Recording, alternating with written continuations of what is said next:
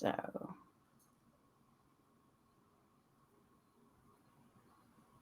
good to go. Love it. Okay, it looks like it's 9:30. And as people come into the Power Conference, I want to welcome you. My name is Tracey Lawrence. I am the author of the best-selling book, Dementia Sucks. And I am a family caregiving expert. And I welcome you here today because we're going to talk about things that employers really need to know about their employees. Because,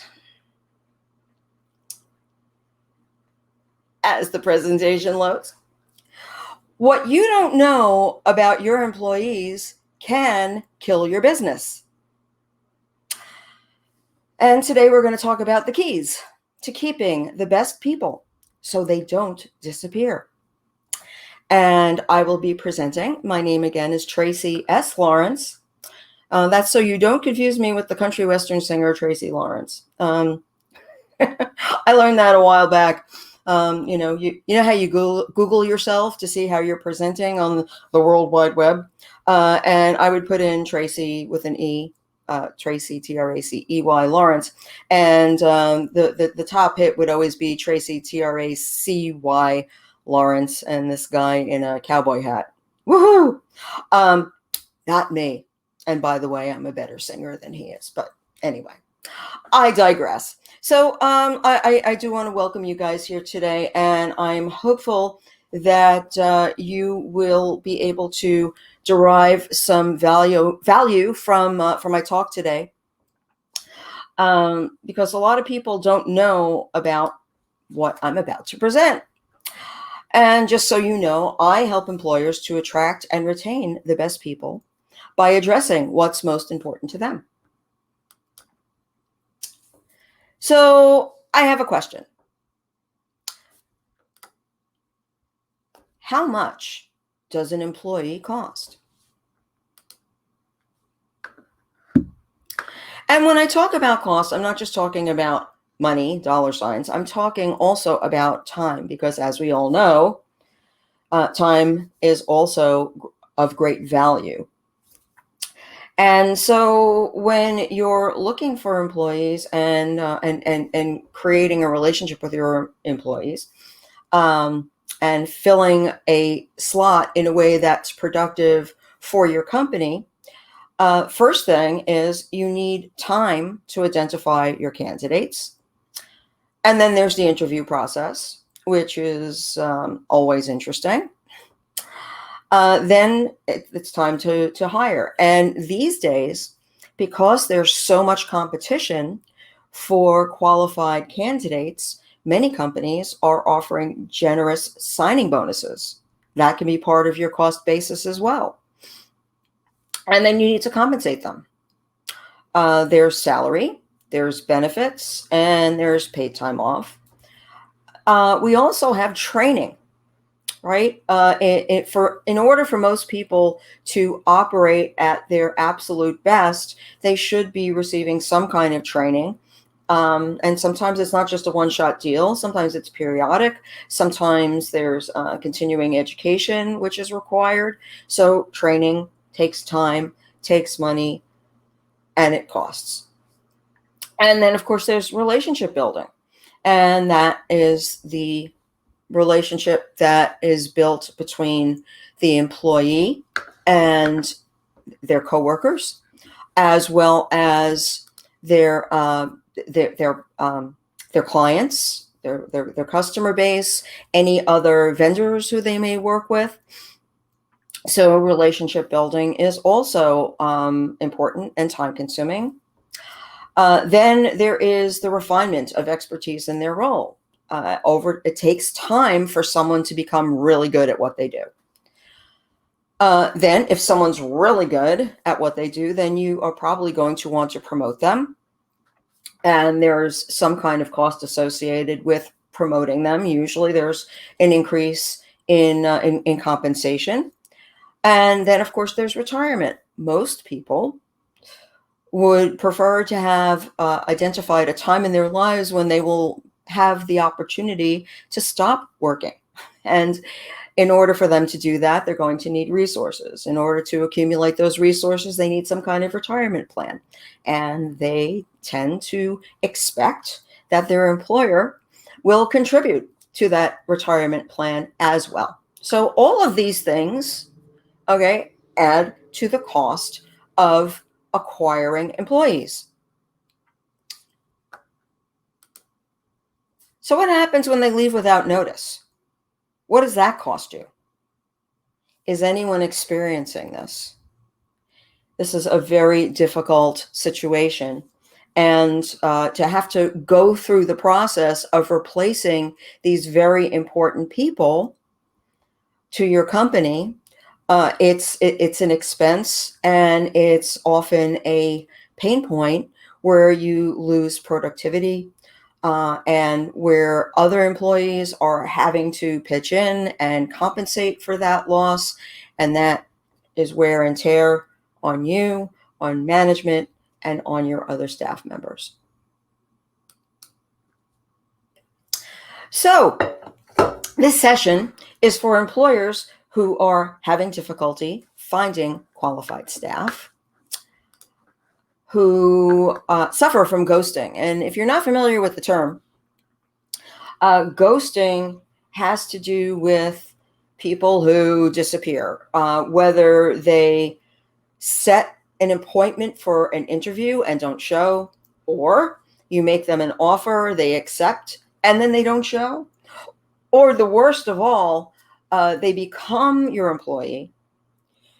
They perform really well. They become an important part of your organization, and then suddenly they just disappear. And that's probably one of the most painful and unfortunately common things that happen these days.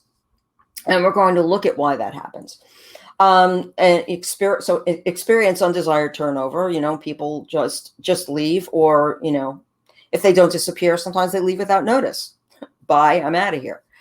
And then, of course, there's the loss of productivity to burnout. This is a really big problem. And employers really need to acknowledge this problem, because if people are not being given sufficient opportunities to rest and re-energize and practice self-care and wellness, then they can lose these employees to burnout, and that's something nobody wants. So I'm going to share with you 3 secrets that you will learn today. You will learn why so many people disappear. You will learn what employees aren't telling you. And you will learn how you can attract and retain more of the right people. So what qualifies me to talk about this topic? Well, as you can see in this photo from 2013, this is me hugging my mommy. My mom was a trip. Before she got sick, she was a classic Jewish mother. She was really big into the guilt thing. Some of you may be familiar with that particular issue. She was also a brutally honest person. And she would tell you exactly what she was thinking, which wasn't always fun for the recipient of her opinion, which was usually me. Anyway, I digress. So in this image, my mother was a resident of a memory care unit because she developed Alzheimer's disease, among other things. And if you look closely at the photo, you might see there's a little spot on her cheek. That was derived from a fight that my mother had. My mom became violent, and she would have altercations with her fellow residents, which often resulted in one or both of them in enduring various bruises and lacerations and all kinds of stuff like that. So my mom was a challenge, and I took very good care of her. My father also had dementia. He had vascular dementia. He got sick, or at least I understood his illness in 2003, and he died in 2004. And after my father's passing, which was extremely painful, my mom, who lived in Florida with my dad until his death, wanted to go back to Florida, and she resumed independent living while my husband and I continued to live in our home in northern New Jersey. And we spent a lot of time visiting mom in Florida and making sure that she was okay, and checking in on her, taking her shopping, making sure that her apartment was in good shape, making sure that she had everything that she needed. And over time, it became clear that she was no longer capable of living independently. And we brought mom north to come live with us. And I took care of her in my home. In time, she had a psychotic break. She became delusional, and she was a handful. And she also was off balance. She would fall. I have a house with hardwood floors and a long staircase, and I was afraid that she would hurt herself. And so after trying everything that I knew to try, I found an assisted living for her.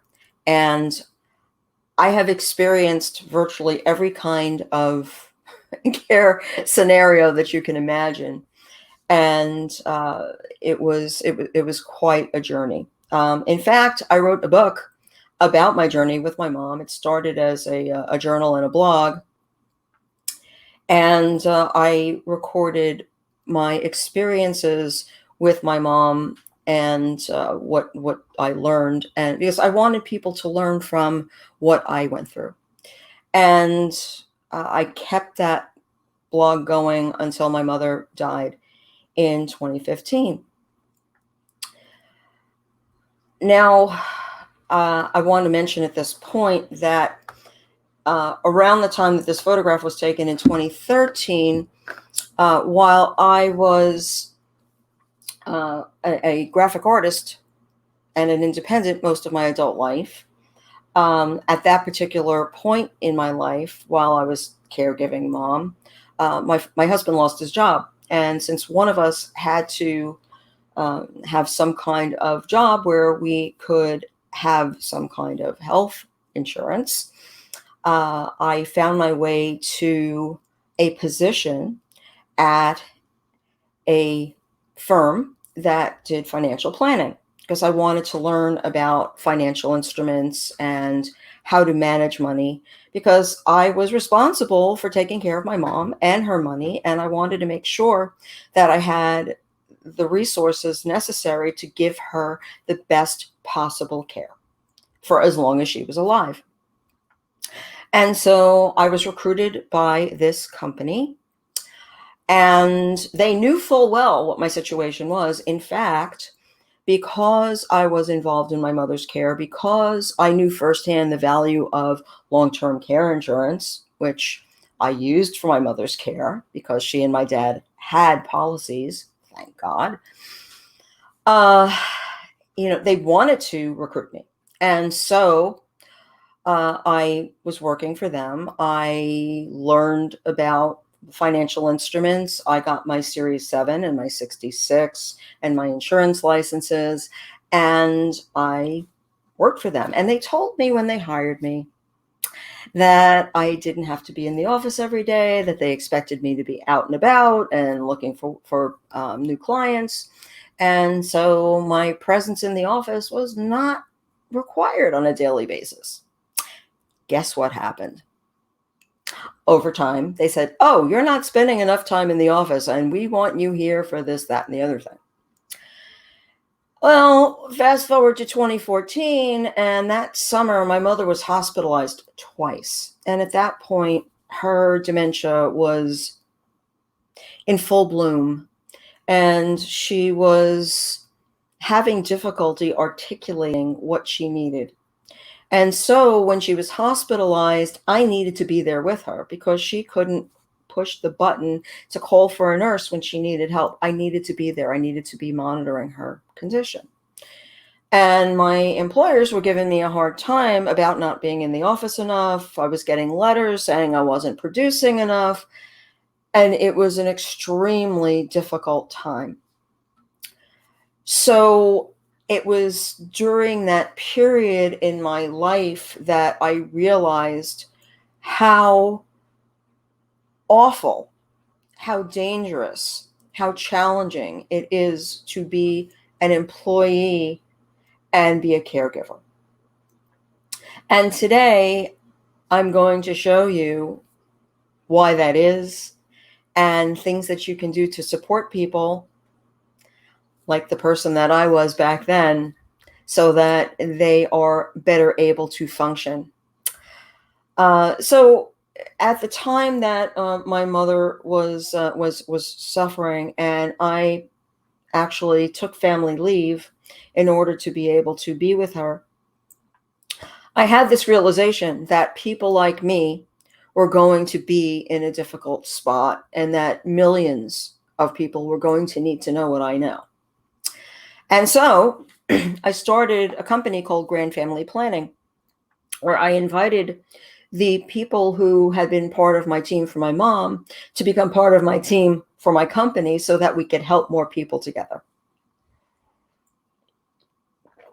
And that's been a very gratifying experience. I've been able to help a lot of families to be able to navigate through the transitions so that they can take the best possible care of their aging loved ones and take care of themselves. So that's been my focus.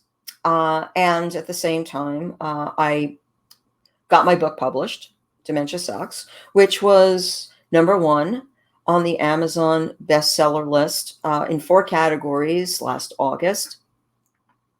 And I also created a course called the Family Care Survival Course, which is available on the Udemy platform. Anyone who's interested can certainly check that out. I'm happy to provide links and ways that you can access that course. It's very inexpensive, by the way.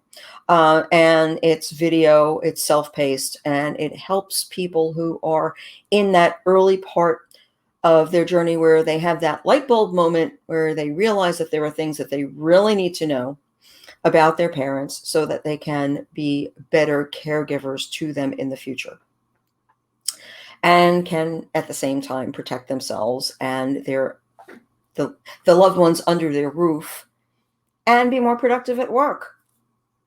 So so there's that, and it's a great tool, and I invite you to check it out. If you go to the Udemy platform, you can actually take a look at it.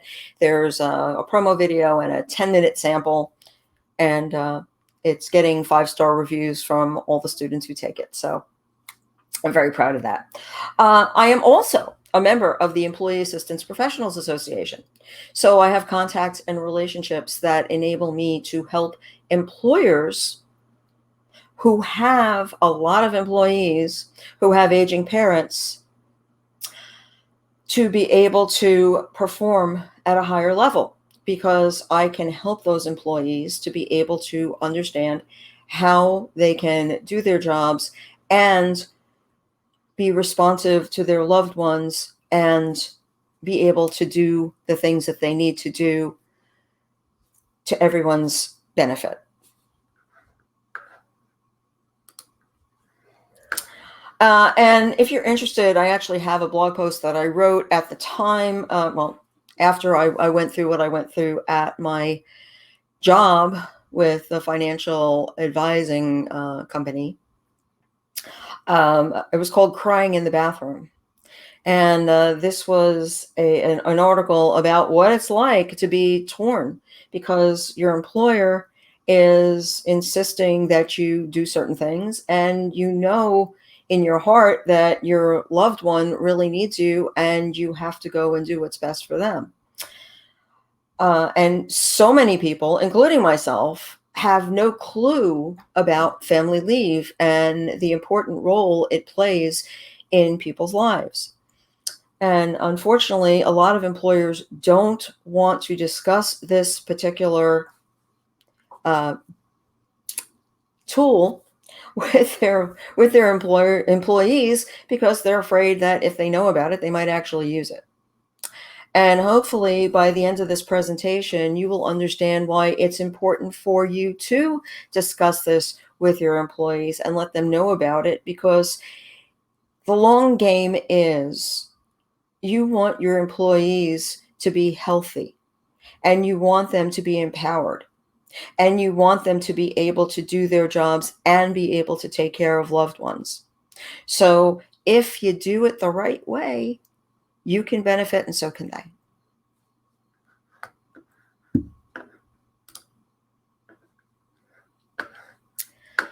Okay, so I'm going to take a look here for a second. And okay, so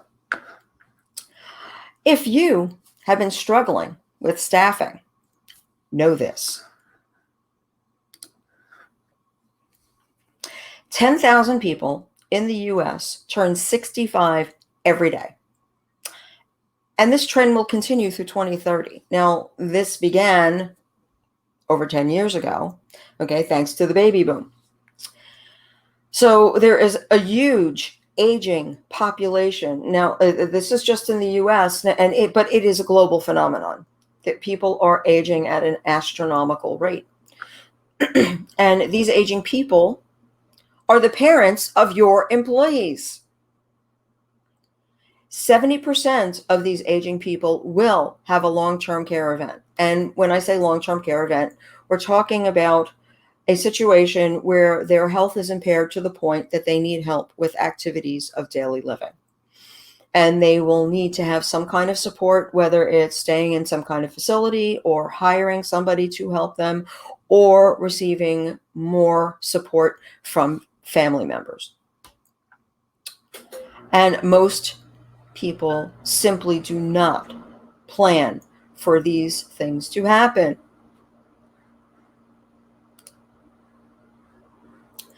Now, a number of employers do acknowledge this issue. And there was a splendid report that was put out by Harvard Business School called The Caring Company in January 2019. I'm happy to share that with anyone who wants it. It's a PDF that I can send to you. And in the report, a lot of the data that supports this is presented, and it really puts it all together in a very nice, concise way. So there was an article in HR Dive that was that was put out where the 53% of employers who offer are offering more wellness benefits, because they understand that people need to support their health and well-being. And 88% of those polled said that they offer caregiver benefits. But here's the rub. 71% of their workers weren't aware of the benefits. So if you're offering benefits and most of your employees don't know that those benefits are there, it's like if a tree falls in the forest, does it make a noise? So, if people don't know, then they're not going to utilize the benefits, and therefore those benefits have no value for them. Now, while HR teams are spending more on benefits, only half monitor the usage levels. So if you're providing a benefit and you are not monitoring how they're utilizing what those benefits are being utilized, then how do you know if they're being effective? Marketing to employees about your own benefits is tough. Too much daily information. Yes, I agree, but I'm going to show you a way that you can actually overcome the noise. So thank you for that comment. So it's really important to not just throw stuff at the wall and see what sticks. Like, let's look at what's actually sticking. Let's look at what's actually being used, and let's look at, is it effective for the employees who are actually using those benefits? Add to this the competition for qualified talent. And these numbers are from the Bureau of Labor Statistics as of June 30th. So these are recent numbers. There are 10.1 million jobs open nationally. That's a lot of jobs. 6.7 million people were hired, and 5.5, a little more, separated, went away, quit, disappeared. So that's a lot of movement, and that's not helping to fill those open positions. And there's a lot of competition for those open positions. And add to that, of course, as we know, until recently, our governments have, the various entities have been providing generous unemployment benefits that have been making potential employees say, I can stay home. So, but that will be ending. So that may help to alleviate part of the problem, but that ain't the whole picture. So, secret number one, ghosting. Why people disappear. And that's a very vexing problem. So, I'm not saying that this is why everyone disappears, but in light of the fact that about 70% of the workforce has aging parents, and those aging parents do not plan for a long-term care event, and no one plans to get sick, and no one I know has a working crystal ball that shows them when someone's going to get sick. This is a typical disappearance scenario. So if a parent has a health crisis, say mom falls in the bathroom and winds up having to go to the emergency room, and this is something that happened to me, or things and similar things happened a lot. So the parent has a health crisis. The employee prioritizes family over profession, which is a perfectly legitimate choice, right? Because many of us say family first, right? And because of the timing and the pressure, and perhaps there's no cell service when the employee arrives where they're going, they will neglect to notify their employer that this situation arose. So once they get up and look around and see what's going on, they realize that they've put themselves in a very difficult position, and the employee does not return. So they're either embarrassed, right, because they don't want to, go back to the employer and say, oh my God, I forgot to call you, right? Or they're overwhelmed, right, because things, even after the crisis is passed, there's usually cleanup. There's paperwork. There's what's next. It's like, oh, mom has to go into rehab. Now what do I do? Or mom needs help getting to and from.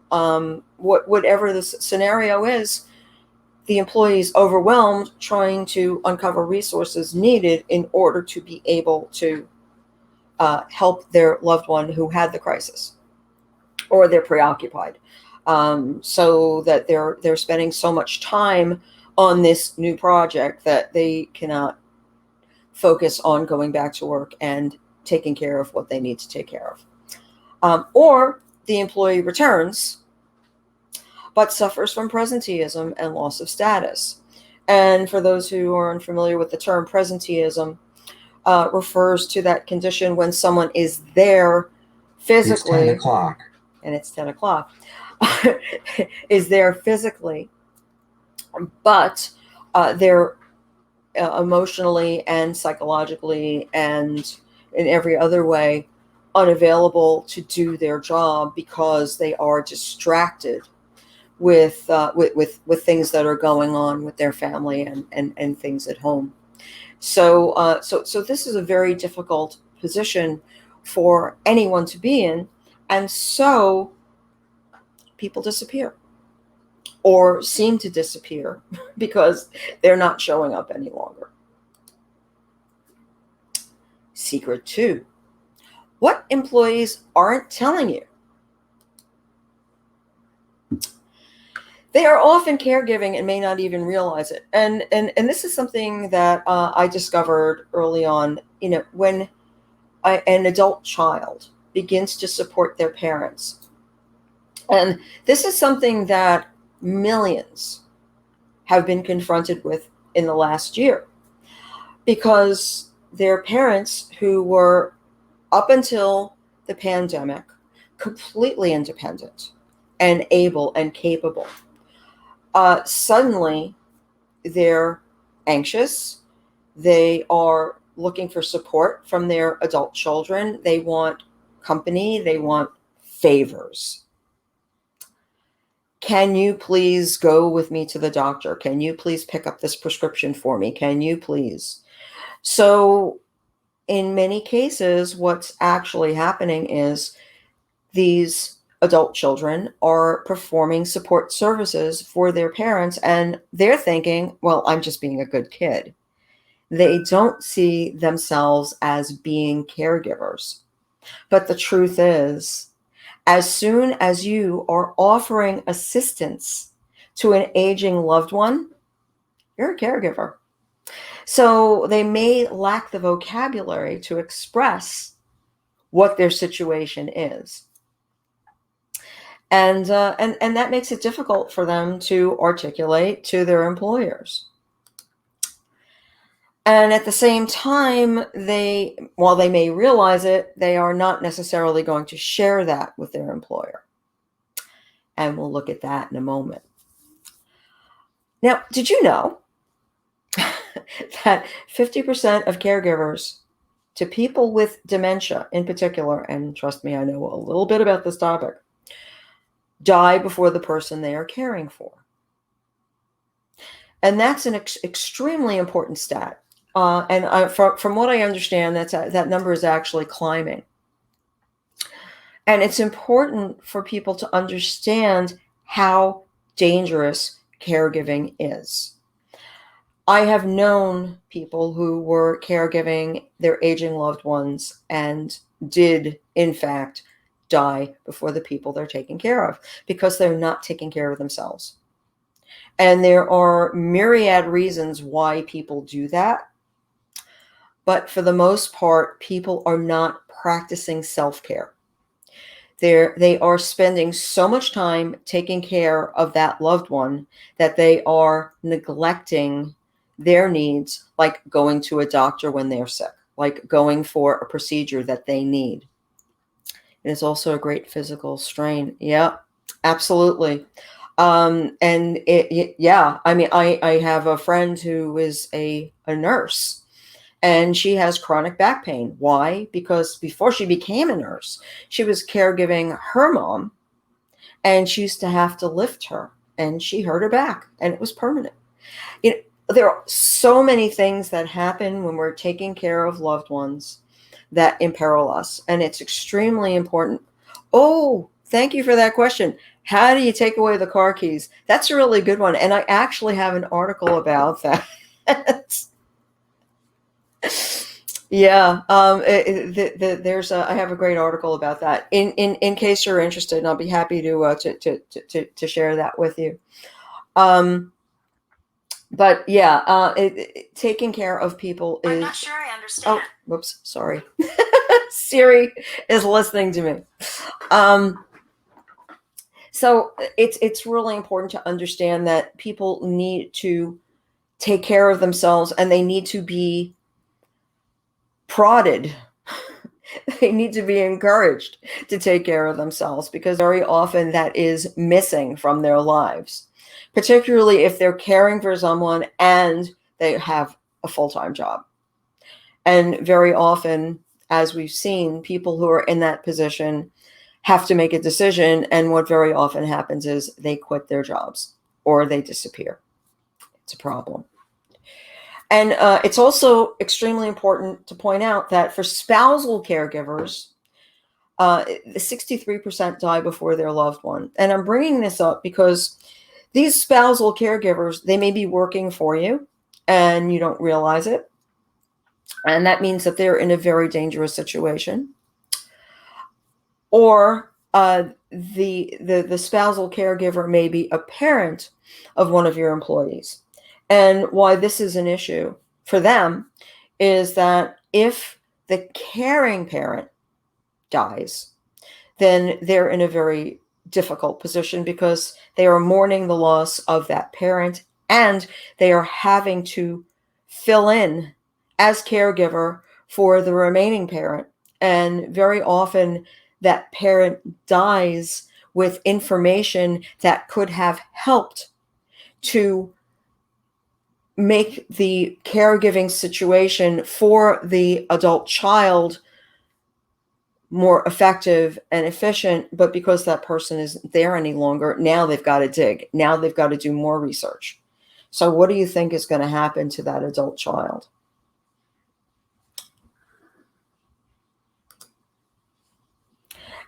And at this point, I'd like to point out that women are disproportionately impacted by caregiving.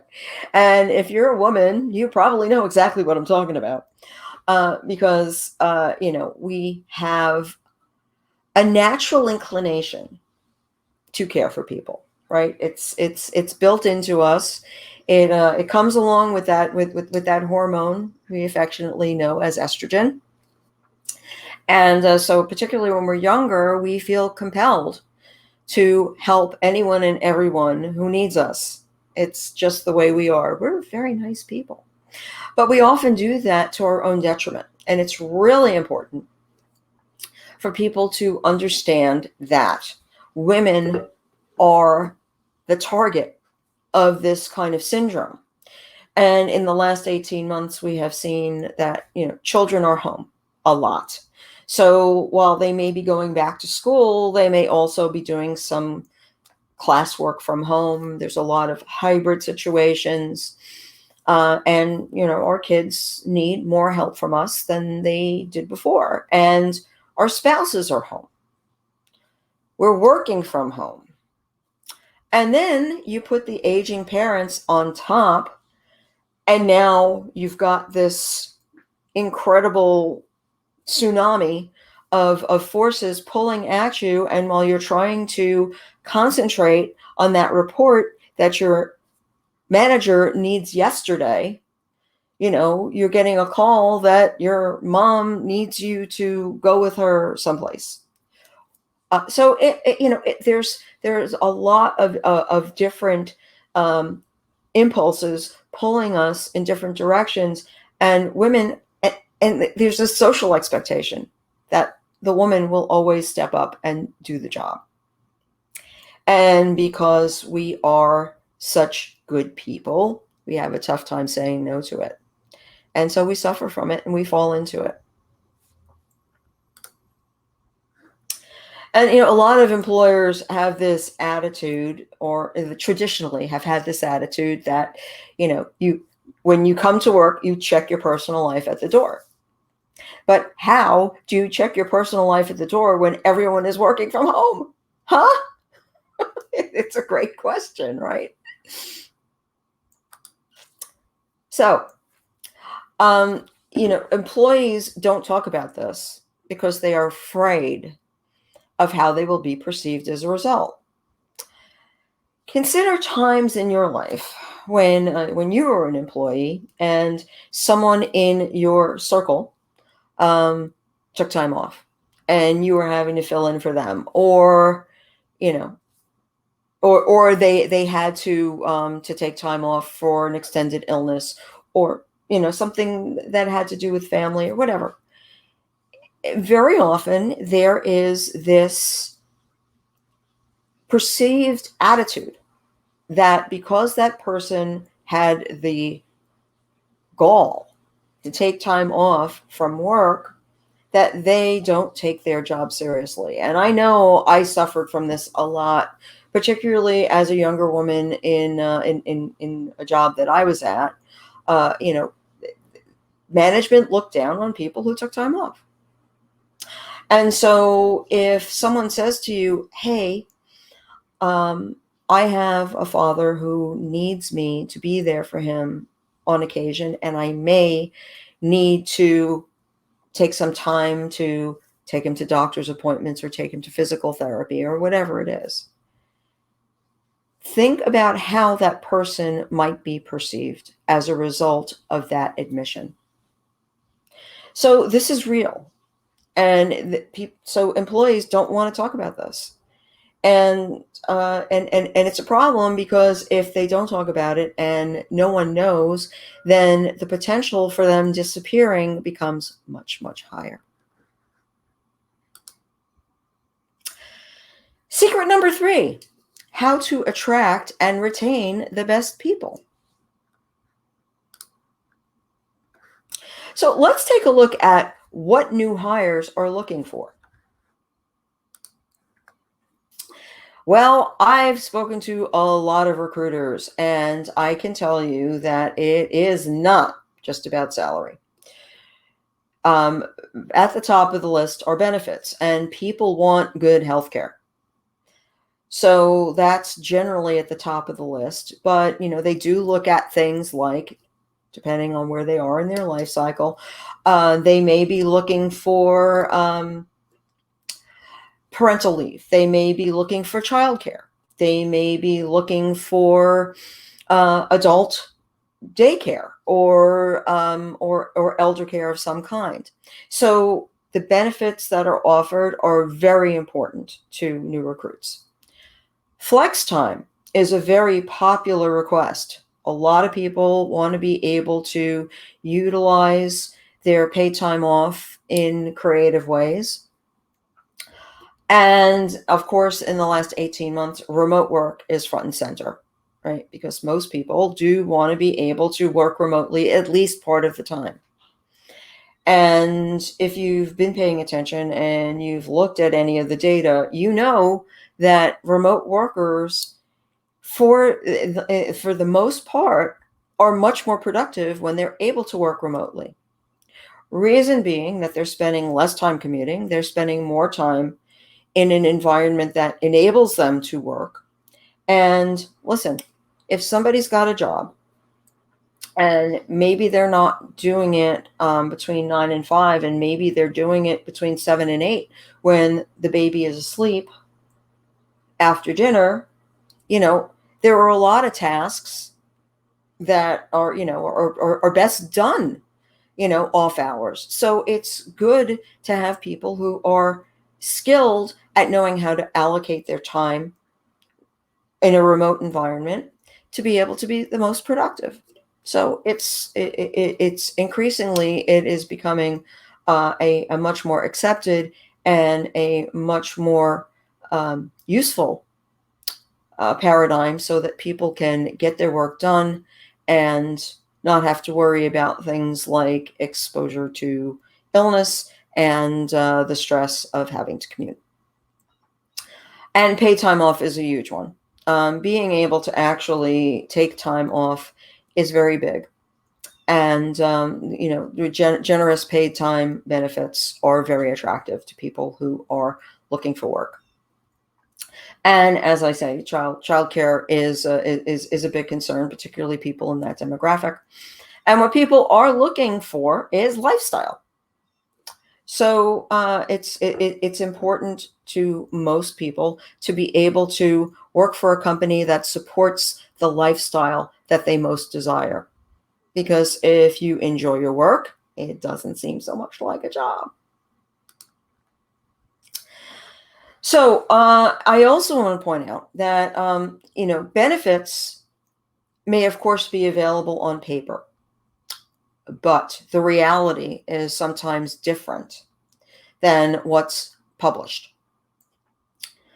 And employees, when you're in the process of hiring them and you're having that interview, and you're talking about, and you're having your intake, and you tell the employees about all the great benefits that they will have as a result of taking this wonderful job with your company. They pay attention at that point, and then very soon after, they file the documents away and don't look at them again until that light bulb goes off, and they note that, oh wow, I think I have a benefit that can help me with this.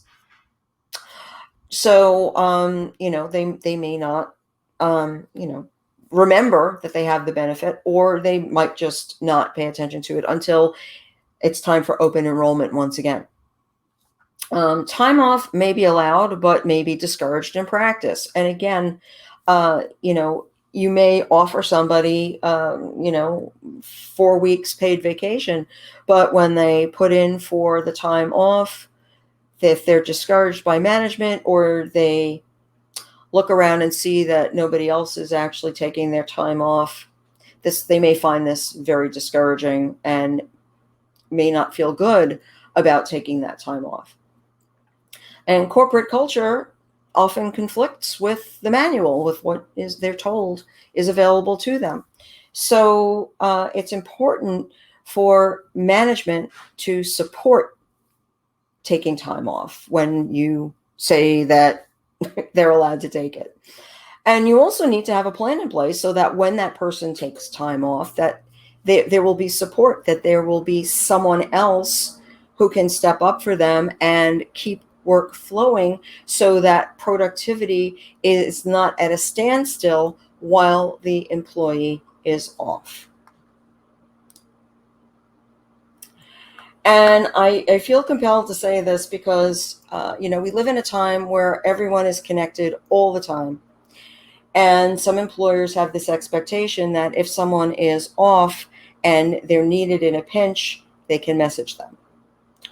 But I am here to say to you that if employees are expected to field messages when they're away, that's remote work, not vacation. So think about that when you are planning for a time when people will be taking time off. Now, many employers believe they're doing the right thing, but employees tend to disagree.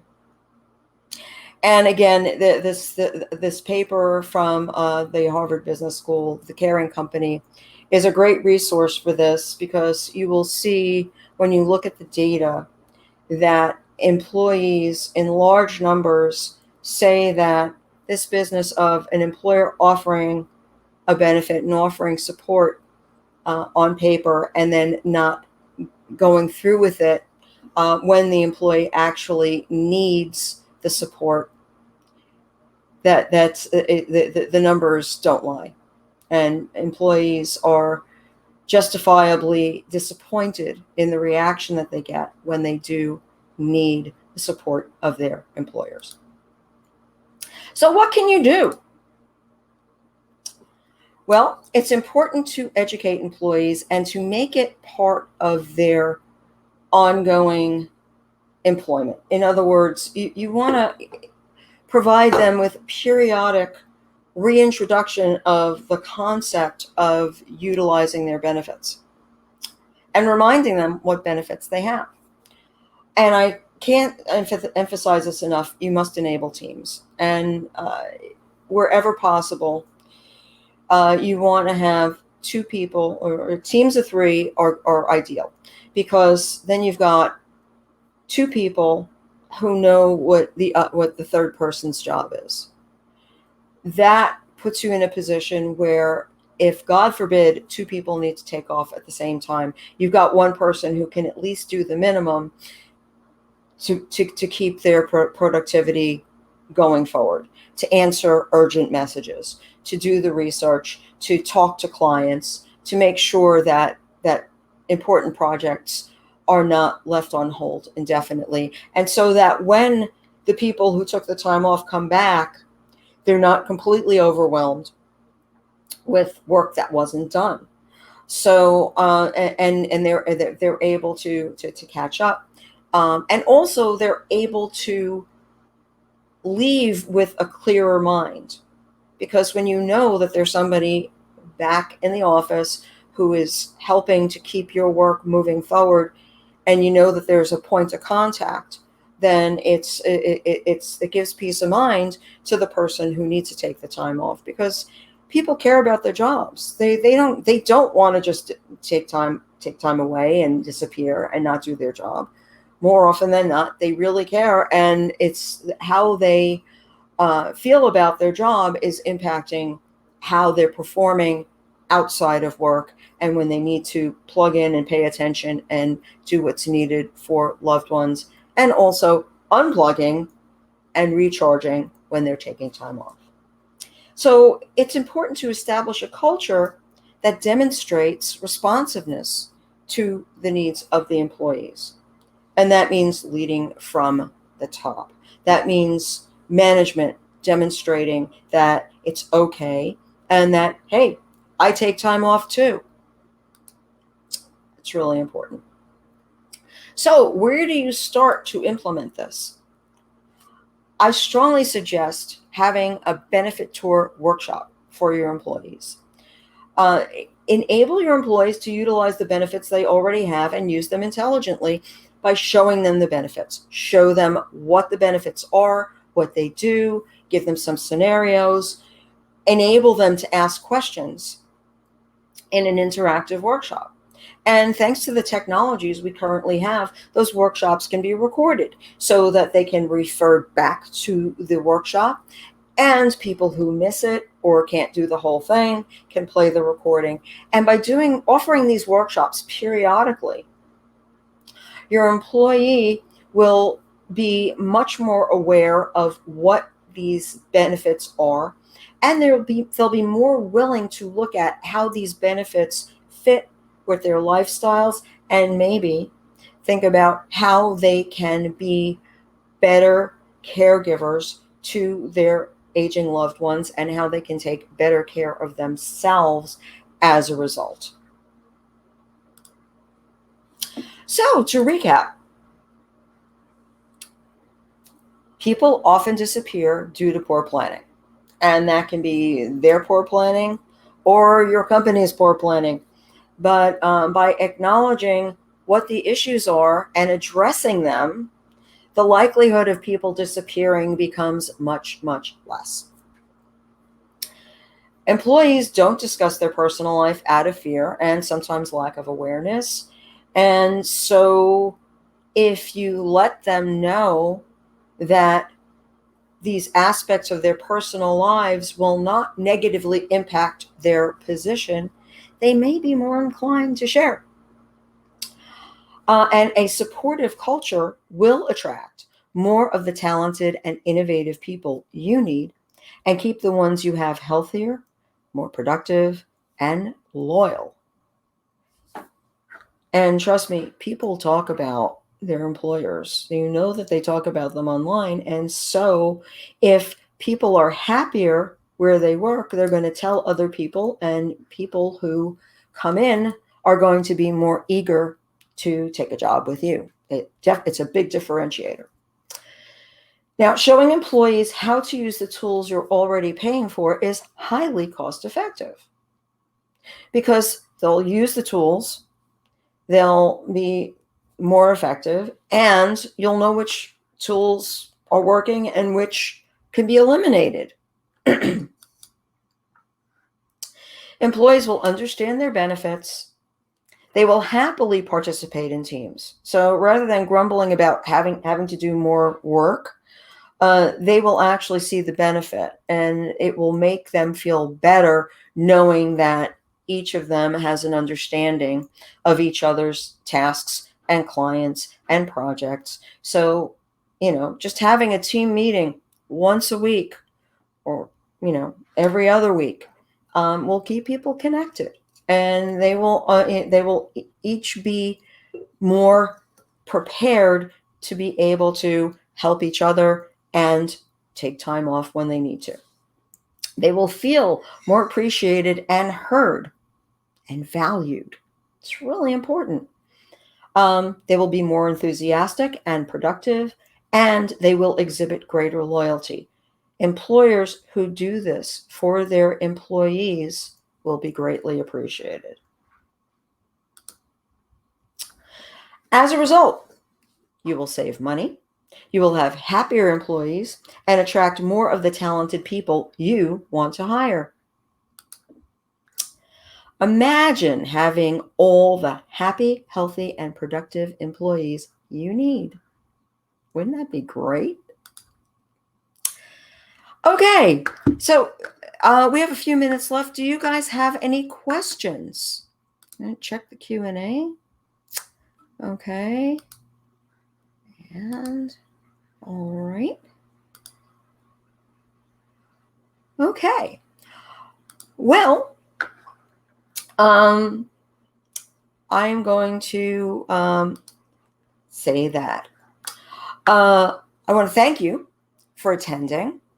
I really appreciate your coming to this session, and I'm making a special offer for attendees, a complimentary 30-minute one-on-one strategy session. So if any of this has had meaning for you and you would like to explore whether or not this is a something that you would like to do for your employees, I would be happy to talk to you about the appropriateness and give you some ideas for how you can actually implement this kind of program for your employees.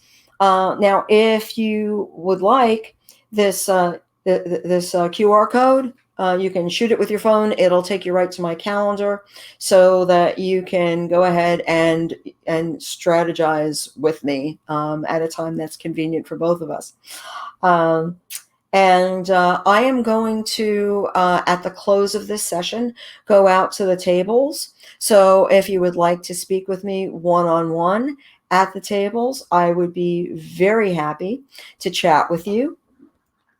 And if you have any questions, if something occurs to you after the session, or if you're watching the recording of this session, I welcome you to come to my website, traceyslawrence.com, where you can reach out to me and we can have a conversation offline. You can learn more about the tools that I offer. If you like, you can also go to dementiasucks.com, which is a website that is dedicated to my book, which is available on Amazon, Barnes & Noble. It's in the Simon & Schuster database. It's available at Leadership Books. And of course, on Amazon, you can get the Kindle edition if you can't wait to take a look at it. Oh, thank you so much, Laura. I really appreciate that. Thank you all so very much for attending. And I wish you health. I wish you wellness. I wish you empowerment. And please enjoy the rest of the conference. And I do so hope to see you at the tables. And Naomi is putting out a message about break activities. I'm going to close out my slides right now. I am just saying thank you so much, Tracey. It was very enlightening as someone who does have two older parents who don't tell them I said that. So from here, I'm going to end the session. So I recommend everybody check out all of the various details in the networking lounge.